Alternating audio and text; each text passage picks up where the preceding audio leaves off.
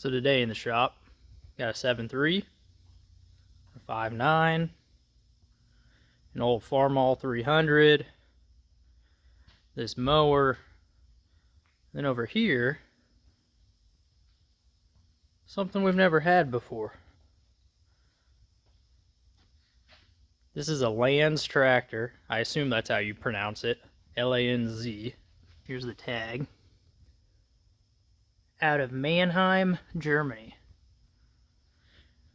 So this old boy brought the injector in. It wouldn't run. The injector was just fine. So we're going to pop the little unit pump out of this thing. See if it's working. See if we can bring this old girl to life. But what this guy said they use this for is for, there's supposed to be a bed on the front here, and it was used for collecting vegetables and fruits, is what he said. So he bought it, kind of thought it was cool, and here we are trying to fix it up for him. Alright, so we pulled the injector off of this Lanz German tractor. This is what it looks like. So we're going to put it on our pop tester here.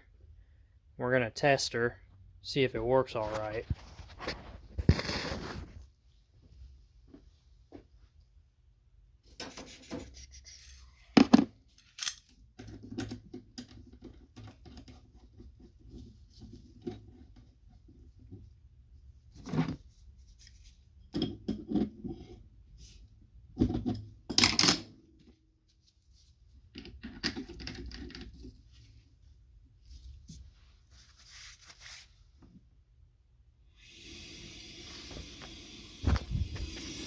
Alright, so use our hand primer, pump up our pressure. So about 1900 is our pop-off point there. If we look at it, so see how that's just shooting in a stream? It's good that it's actually shooting, but we want that to be a nice mist. We don't want it to be a straight line of fuel like that. That's what we call atomizing.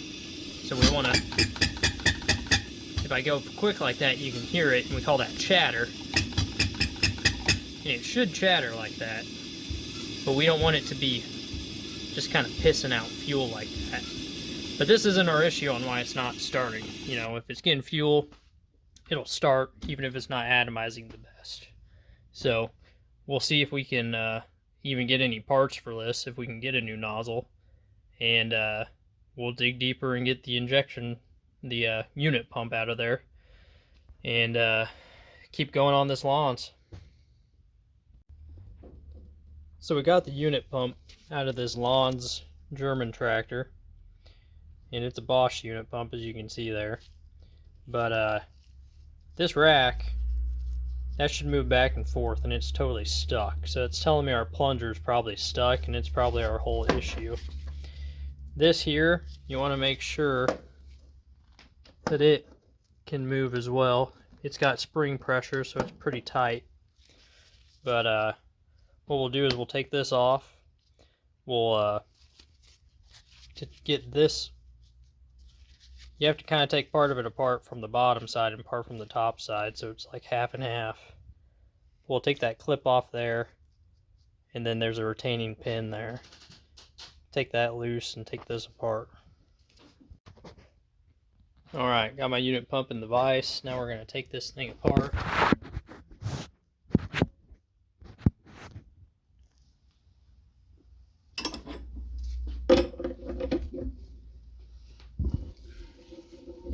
So there's normally always an O-ring on this, and there's not on this one.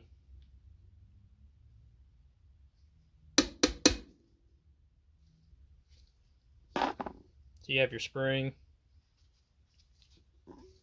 On the top here is going to be your delivery valve. Let me get my pocket lock magnet out. Oh, I must have left it on a different bench.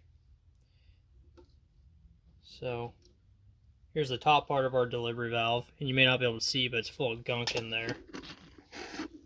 And then the lower part, it's nice and stuck.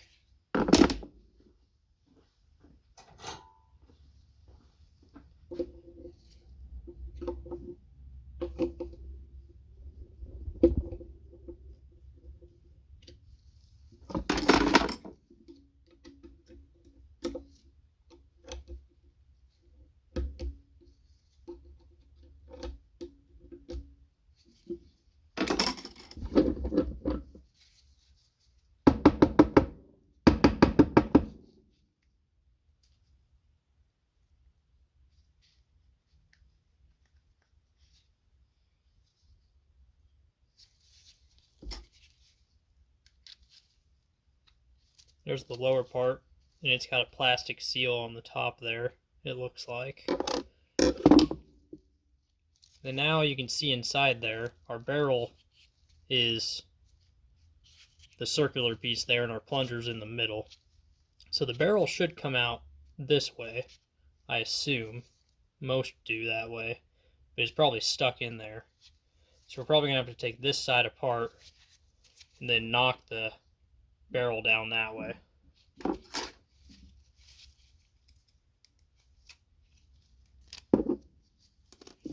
Take our clip off.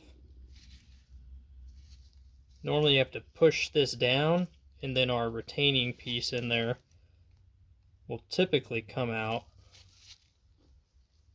Let me go get my pocket magnet.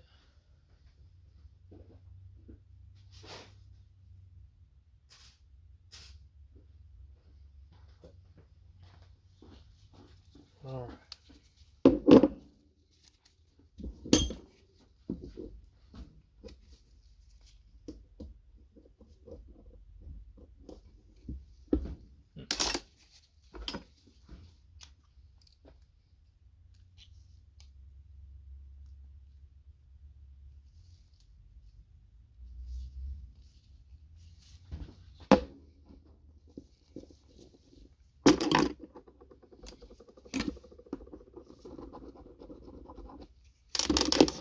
Thing's stuck in there good.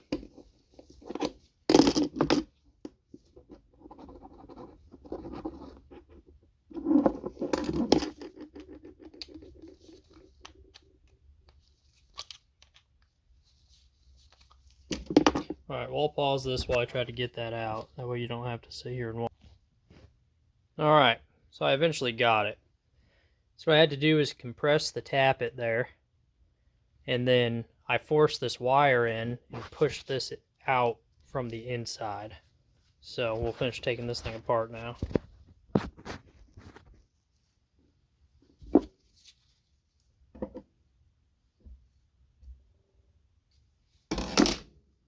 There's my little retaining clip.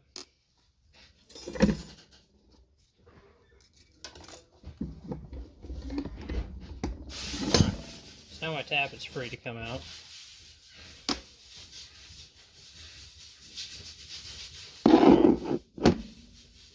Wow. I hope that's not broke.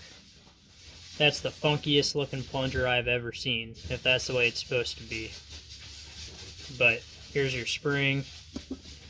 This is our plunger, and this is our keeper. And then our control unit is still down in here.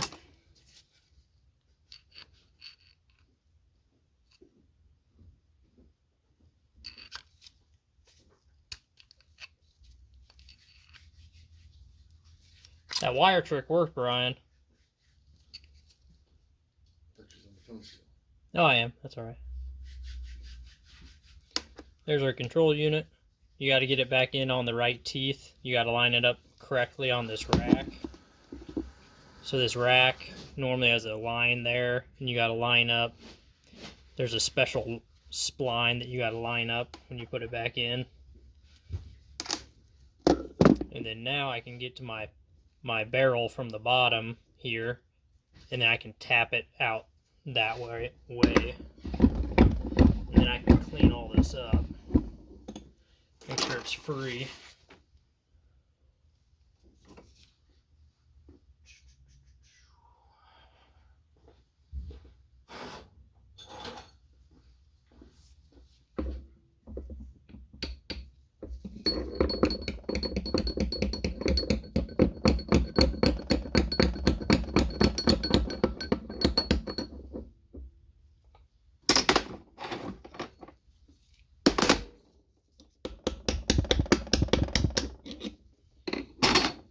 And there's the plunger. So we'll clean all this up, put it back together, and then we'll probably drain the fuel tank. And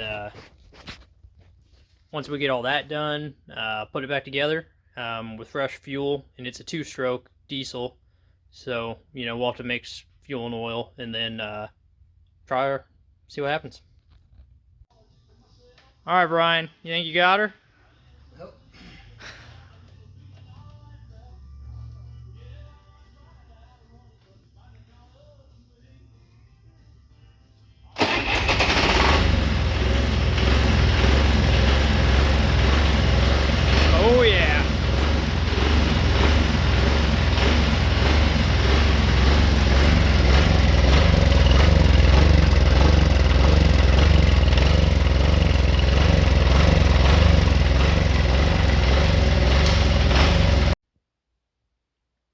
So as you saw, we got that Lanz tractor up and running. It's called an All Sport, and it was made in Germany as a garden tractor. It was mainly used, they called it a tool carrier, I guess. So basically it was just a big wagon. But it was a pretty cool thing. They made 2,000 of them, around 2,000, and not all of them were diesels, so they had different engines in them. As you saw, we got it running. We're going to let the customer be the first one to drive this tractor. He'll probably be the first person to drive this in at least 30 years, if not more, I'm going to guess. So he's pretty excited for that. He's, rocking and rolling, ready to come in. So we got it running. If he wants any more work done, from there, we'll see what happens. It had some blow-by. It's one of those things, I don't know if we'll be able to get parts for it. There was nothing available for the injector, and I had to piece some parts together for the unit pump that it needed. So we'll see what happens from there. If we do any more work, I'll keep you updated. If you can, remember to subscribe to the channel, like this video, and for any more diesel stuff, just check us out. Diesel Performance Engineering. Thanks.